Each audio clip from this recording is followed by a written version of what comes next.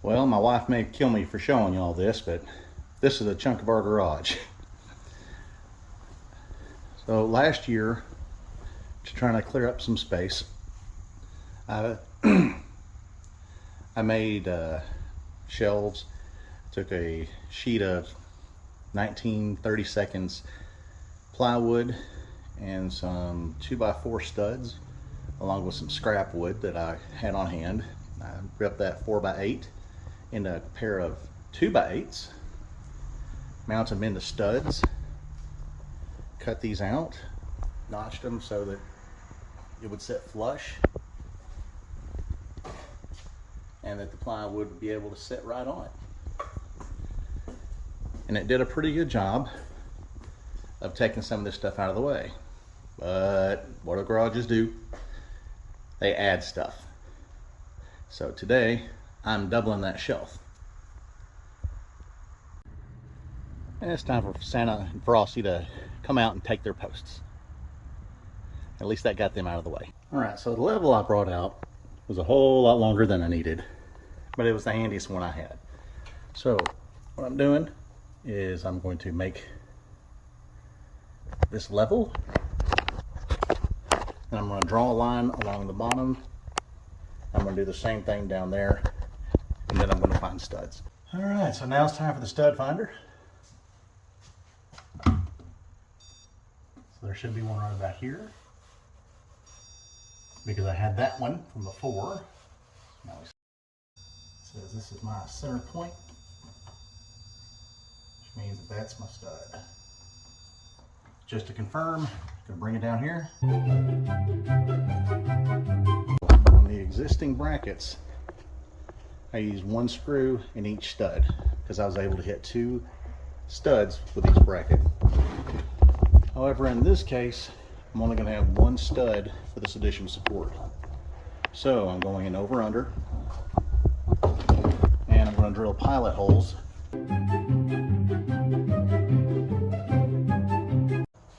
Alright, so to make it easier on myself, I went ahead and started the screws that I drilled pilot holes for.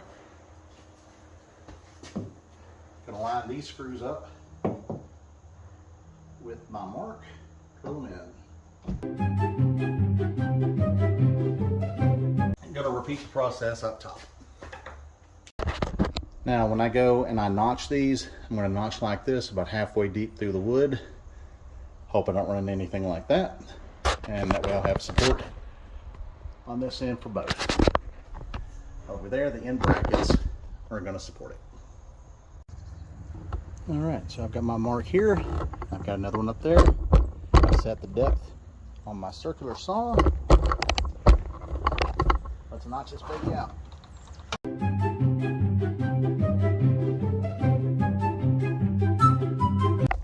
One of the more important things I think you can do when you're working with wood is once you make your cuts,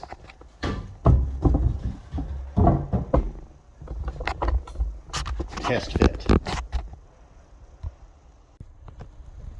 All right, so we have got that all nice and notched out. And now the most important part of any woodwork you do.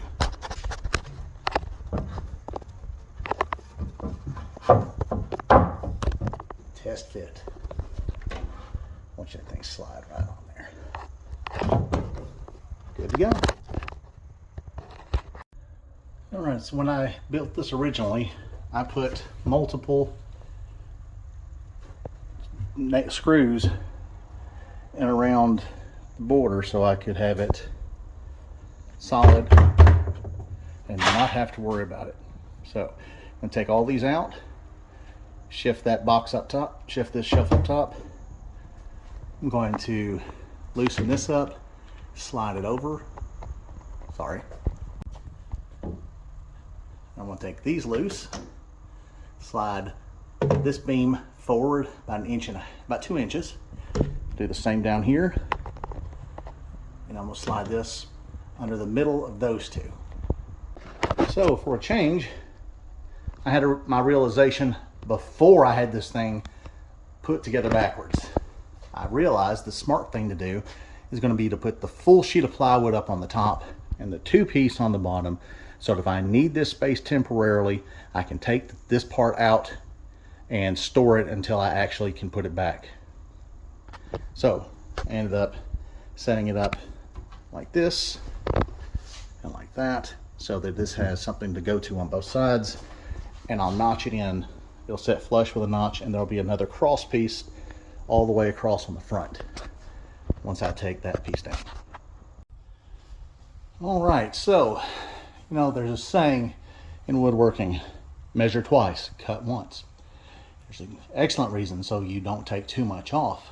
Another reason would be because when you buy a 4x8 sheet, but you only have a 4x6 space, you got to bring it down and cut it and hang that stuff back up. However, now I have a 4x6 up top, a 2x6 on the bottom, and we've got room to put this third piece on. All right, so I got that second piece in place. My front corner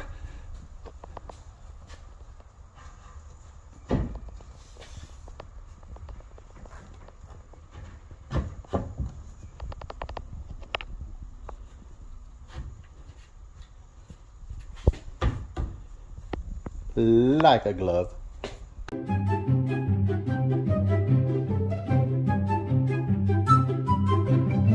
All right, so I've got these screwed in, unscrew these in, and I've got an anchor over there.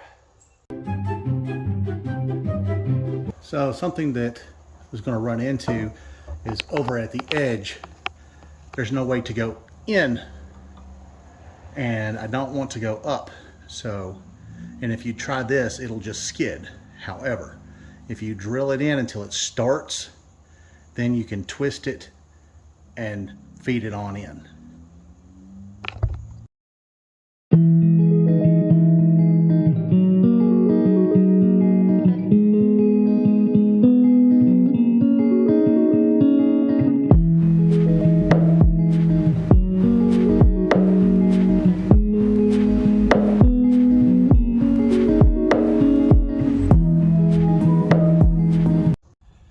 Went from 2 shelves that were 2x6 to 2 shelves that are 4x6.